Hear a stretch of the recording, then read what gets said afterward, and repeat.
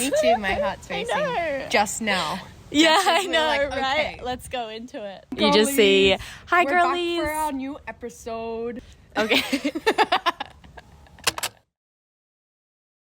Where did we meet? We met at Shearwater. At our school. At school. Yes. We were like, We were I think twins, I met you when I moved to Australia in year 2, so I was like 7. We were 7. Yeah, we were 7. We were 7. And I feel like, so for your last birthday message, I was reminiscing on that time. Yeah. And so I said, we didn't become friends immediately, but Yeah. I always thought of you as like someone who was like, had a little something that was like, Yeah. she's in a similar place to me in the world. I'd say we were friends throughout all of it. We were always like in the same kind of girl groups. Like our class was really small. Yeah, but like we would hang separate out, ones. You but know how separate there's like ones as multiple. well. Yeah. Yeah. And then I think, when did we get really close? Was it after school or was it during like year 12? I feel like, I don't know, it was like a slow burn. We had a slow burn. Our friendship romance. It was a slow burn. Yeah. But I definitely remember there being moments where we were both like, wow, hello. Yeah. And Yeah. like, why didn't we hang out before? And then I think once we had that realization, we've just like been really close on like a deep level since. Yeah. And after school, I feel like that was like when we got really, really close though, after school. And we had both been through so much drama. Yeah, that's when it was like, all right, we're in this together. together. Yeah, and I feel like we had a similar journey in a lot of dramas in a way. Like we had our own journeys, but we were both in a similar place in looking at high school and what we wanted to do ahead. And then we were in our hometown for a year after school, and then we both moved to different cities. Like I moved to Sydney, you moved to Melbourne. Yeah. That's our friendship story. That is our story. Yeah. It's like sort of mild. Why is it so mild? Why does that sound like so unexciting? That was like, yeah, it was way more exciting than that. It was way more deep and exciting. And now we're just like, I think we're going to be friends forever type vibe. Like we just have that kind of friendship that like not talk like even that consistently, but when we talk, it's exactly the same. Yeah. We're always on the same page about things, but we have our experience in a different way, but then we come to the same conclusions in our own words, basically. Yeah. 100%. Yeah. I feel like our friendship was sort of my first adult friendship. Yeah. Yeah. Oh my, that's actually really accurate. Stop sobbing. But it lasted from childhood, which is why it's so special. Yeah. How were we Maybe able we to just create? weren't ready for each I think other so. yet. No, we and we weren't. both needed to become our own people and explore the world because we were both very interested in exploring other people. Yeah. Yeah, I think that was so important and such a juicy foundation for friendship. You're like, out of all the years I accumulated of friendship lessons in high school, you're what I found is what a true friend is. Yeah. Like literally. Yeah. Literally. Yeah. And the way that we are with each other and the way our friendship is to me what true, adult, respectful, deep friendship is. Yeah. Like that's just how I see it. So I wrote this into my journal after thinking about us in high school and all of our friends in high school. So I wrote, old boomers say, oh wow, I was young, I didn't have a clue. But then when I think about this for myself, all I can think is, wow, I was so congested with lessons being learned and the feelings of being burned from my experiences growing up. I'm just so astonished that I have relatively peaceful moments now. I didn't really think I was going to get through it just out of high school and like coming up to the moments of deciding to move away from home. That was what that feeling of the unknown felt like as I was pushed out from childhood. And what am I going to do with my life was so haunted by, oh my God, I feel like I've thought it all. I feel like I've lived through it all. I've gone places in myself that will take a long time to process. How will I have room for anything else, let alone a lifetime? I'm actually really comfortable for some reason. Yeah. Maybe because I'm feeling uncertain about where I am in my life right now, I feel uncertain about the way I'm speaking about things, if that makes sense. Yeah. Like, because I had a perspective I had such a perspective when I first left Byron. Like, I felt personally offended. But that gave me a perspective and a grounding of what I was doing. But I think maybe because I feel in a transition chapter, I'm like, well, I don't actually know how to think about things anymore. It's a bit like that. It is like that. Yeah. I feel like the uncertainty...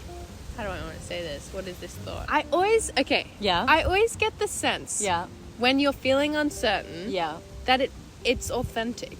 I don't know. I don't feel like authentic is the right word there, because that's... You're still authentic unbiased. in the certainty, in a way. Yeah, so it's like hard to say if it's... Exactly. I don't know. I know what you're saying. What am I saying? What am I saying? I think you're saying there's something to uncertainty. There's something in uncertainty. Yeah, that's beautiful. Yes, there's something in uncertainty. That's beautiful.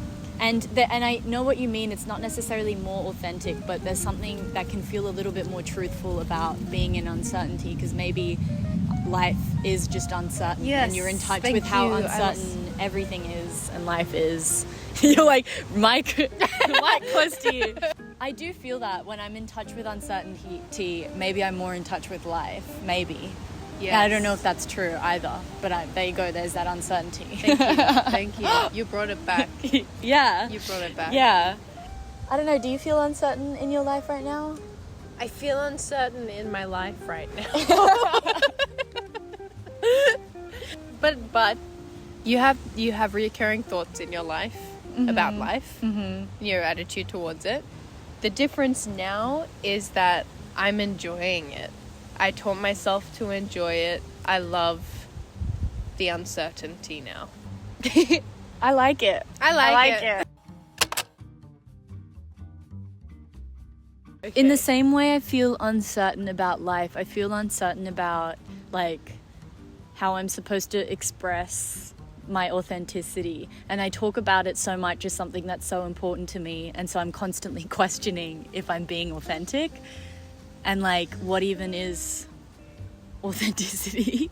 My journey with authenticity has sort of consistently been the same thing, I feel. It's one of those things that keeps me up at night. How authentic was I? Yeah. And if I wasn't authentic... Yeah, if I wasn't authentic, usually those are the moments that keep me up at night. Because I'm thinking about and regretting the moments where I wasn't authentic. Because it feels like a self-betrayal. It does. Yeah. And it feels deceitful.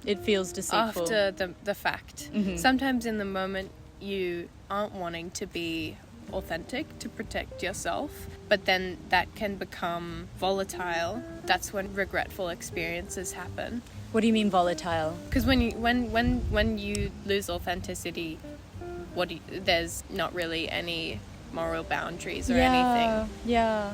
Or you don't have any rules set up for your own protection there. And so what you experience from then on when you lose authenticity is it's hard to process after the fact. Yes. And that's really, like, insightful to say that, like, oftentimes when you're not able to express yourself authentically, it is coming from a desire to self-protect. Yeah. In that moment. Because even, like, recently, did I tell you about this? When I went to Byron and someone asked me about my YouTube, and I was, like, dismissive, and I, like, just shut it down in, like, not being like, oh yeah, it's going good. I was kind of just like, oh, not really, like, and I, like, diverted the conversation because I felt uncomfortable expressing my authenticity in that moment, and I didn't feel it was an environment where that authenticity would be understood. But then I felt really guilty about that, because that's what I'm talking about on my channels, like, being able to hold to it even when people will misunderstand you or not get it, like, holding to that authenticity. Yes. So then especially because I talk about that, it becomes such a moral dilemma for me. That's a difficult one, because also I protect myself usually that I'm in environments where I can express those authentic parts of myself. Yeah. Even in those environments it still feels vulnerable, but I feel safe enough to do that, and I'm usually not in environments that make me feel unsafe being my authentic self. Which I think is part of living an authentic life, having people around you that you genuinely feel aligned to. Like, do you feel safe being your authentic self with those people? Yeah. That's part of living an authentic life. And if you don't, then there's something misaligned there. Yeah. Why are you them? Why are you being deceitful right now? Yeah. I think that can be one of the things about visiting home and going home, is because it's like one of those places where you didn't really get to build that foundation yourself. You didn't get to choose who to be friends with. They were just there.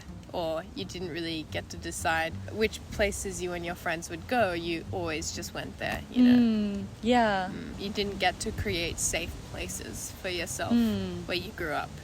Or places that feel safe to you now.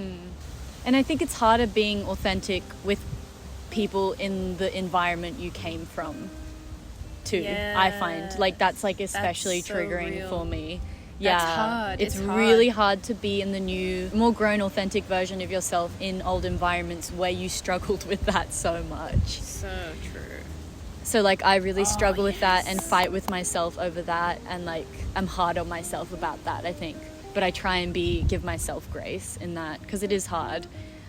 But like, yeah, if I'm meeting someone new, I don't give a fuck if they know I have a YouTube channel, because I'm in my new, more powered self that like you know, obviously I care, like everybody cares, I care, but like I'm able to withstand their opinions of me without crumbling. But when I go back, it's much harder in those environments, and that's really interesting, because I feel like I've grown so much and I am okay with it, and then I go back home and I'm like, suddenly I feel 17 and not wanting anyone to look at me, and feeling so embarrassed about it, when like I'm totally in the mindset of like, why is it embarrassing? While you were saying that, I wrote down projections on my hand, because we were talking about before other people's projections of what they think you are onto you. And that was that's what I struggle with. That's what we're struggling with. It's because when you go home, people there have such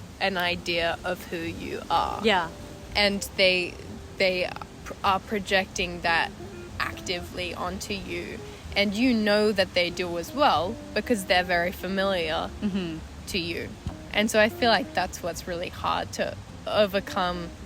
Not only, well, you've already overcome your own projection of yourself in your hometown, but the part that's hard is overcoming other people's projections of you onto you. I'm a bit fuzzy. I think I need to eat.